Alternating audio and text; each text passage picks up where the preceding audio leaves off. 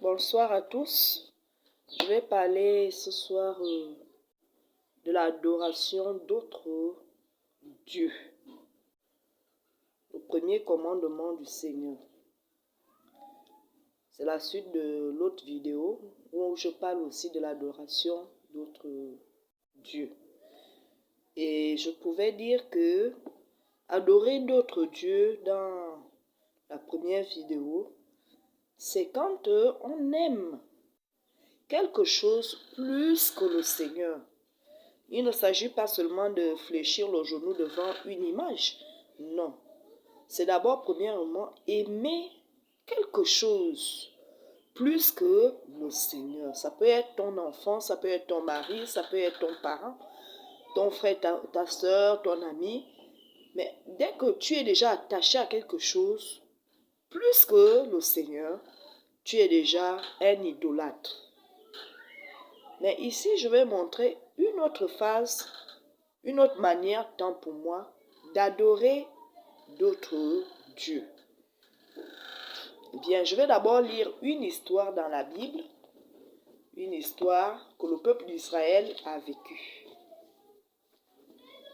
Bien, le peuple d'Israël a vécu des guerres à plusieurs reprises. Il y a eu des guerres où le Seigneur a intervenu et il a été victorieux.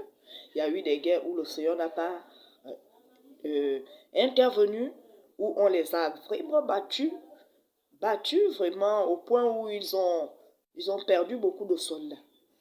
Et nous allons voir ici dans cette histoire que le Seigneur pouvait ne pas agir parce que son peuple désobéissait à ses commandements.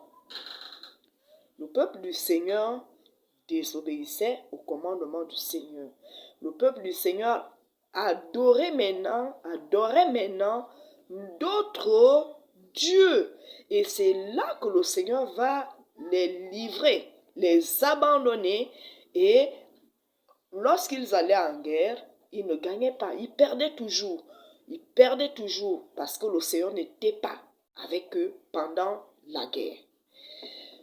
Bien, je vais lire dans le livre Le Juge, Juge au chapitre 10, au verset 11. Que nous dit la Bible?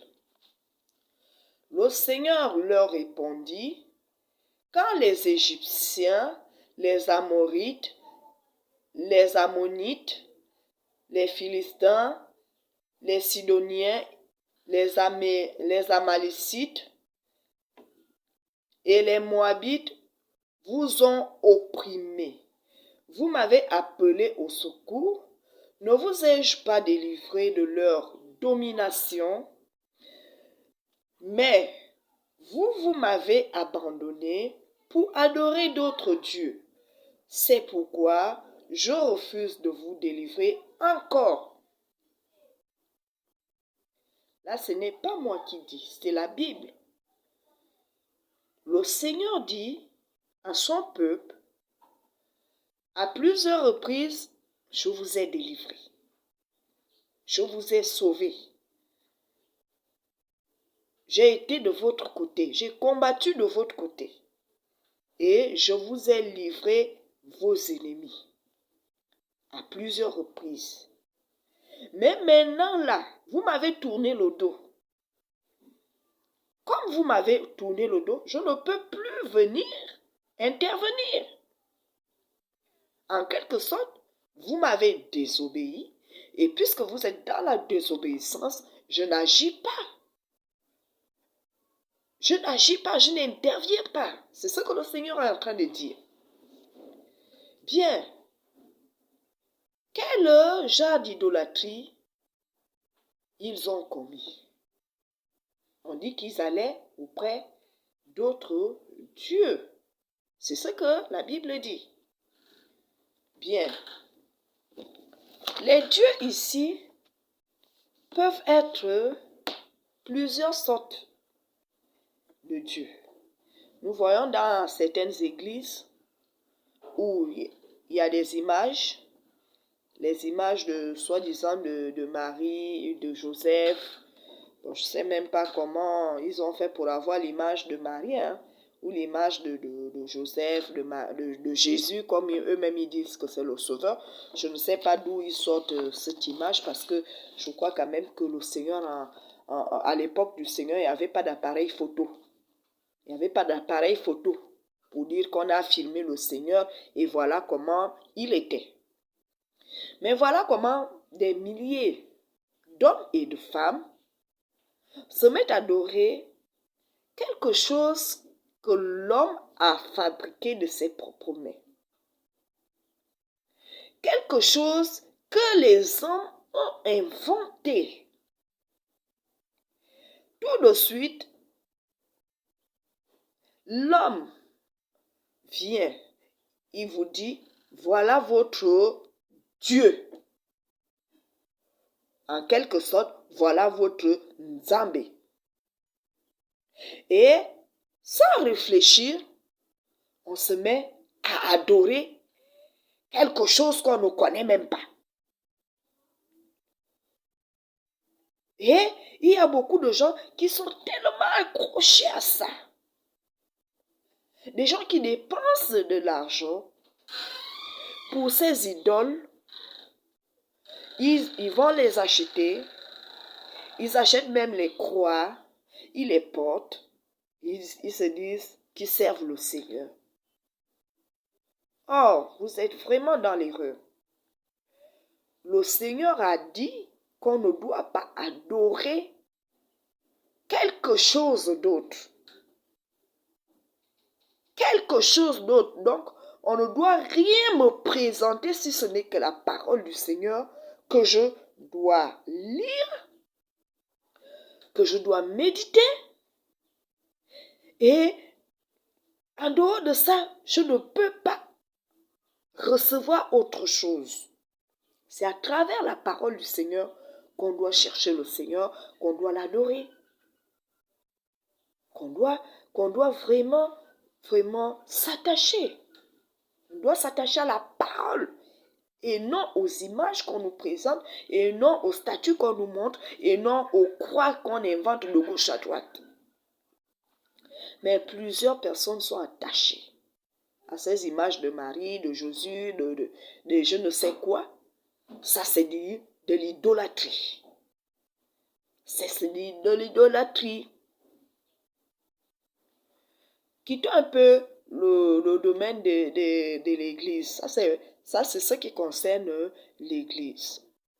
Mais lorsqu'on va maintenant dans le milieu païen, on va observer que dans plusieurs familles, il existe ce qu'on appelle les totems. Il y a des gens qui ont des crânes d'hommes. Le crâne de mon grand-père, c'est un ancêtre et tout, ou bien le crâne du père qui détient cela et qui il va à l'église. Il dit que son Dieu, c'est son père. Où est-ce que c'est écrit dans la Bible? Ça, c'est de l'idolâtrie. Lorsque nous voyons tous les problèmes que nous vivons, que ce soit dans notre continent, dans notre nation, nous oublions une chose. Tous les problèmes qui arrivaient au peuple d'Israël arrivaient parce qu'ils étaient dans la désobéissance. La désobéissance aux lois de l'Éternel. Et c'est ce qui continue de nos jours parce que c'est nous le peuple du Seigneur. C'est ce qui continue. Si vous voyez des gens, déjà regardez nos dirigeants. Nos dirigeants sont dans les sectes. Les autorités sont dans les sectes. Ici au Gabon, pour avoir même un emploi en ce moment, il faut d'abord entrer dans les sectes. Pour qu'on t'accepte quelque part, on va te dire il faut un parrain. C'est-à-dire il faut entrer dans les sectes. Tu peux déposer les dossiers. Les gens déposent les dossiers de gauche à droite. Mais on trie. Parce que tu n'es pas quelque part qu'on veut que tu sois. Donc, quand nous voyons toutes ces choses-là, nous pensons que ces choses-là attirent quoi? Ça ne peut qu'attirer des problèmes dans le pays. Ça ne peut qu'attirer des problèmes dans notre continent. Aujourd'hui, vous allez m'excuser, nous sommes un peuple idolâtre. Allez dans chaque province du Gabon, dans chaque province, vous allez voir qu'il y a des familles qui croient en quelque chose. Même si ce n'est pas visible, ce n'est pas exposé à la vue de tout le monde, mais il y a quelqu'un dans la famille qui détient quelque chose. Et regardez un peu toutes les croyances qui sont dans notre pays. Il y a ceux qui font le djembé, ceux qui font le bouti. Il y a tellement de marabouts dans notre pays. Je ne dis pas qu'il n'y en a pas dans d'autres pays, mais je prends d'abord l'exemple de notre pays, le Gabon. Et ces gens-là, qu'est-ce que vous croyez qu'ils font? Tout ce qu'ils font comme pratique attire les mauvais esprits. C'est-à-dire, ils adorent d'autres nzambés, d'autres dieux. Or, ce n'est pas ce que le Seigneur a voulu pour son peuple. Déjà, il ne devait pas exister ce genre de pratique au milieu du peuple du Seigneur. Il ne devait pas avoir de nganga, de marabout, de bouti, de ndjembé. Mais c'est ce qui existe bizarrement en Afrique centrale, au Gabon.